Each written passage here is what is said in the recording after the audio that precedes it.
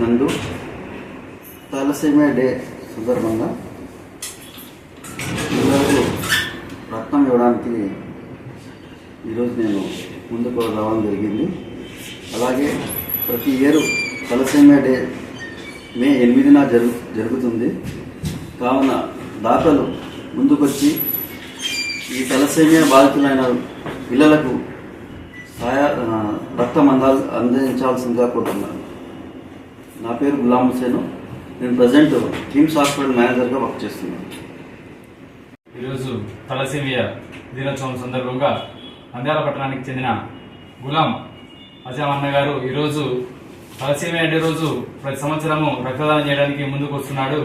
ఎందుకంటే తలసేమియాలకు బ్లడ్ దొరకక చాలా ఇబ్బందులు ఎదుర్కొంటున్నారనే ఉద్దేశంతో ఆయన వాళ్లకు ఇబ్బంది కలగకూడదనే ఉద్దేశంతో ఈరోజు రక్తదానం చేయడానికి ముందుకు రావడం చాలా గర్వించదగ్గ విషయము.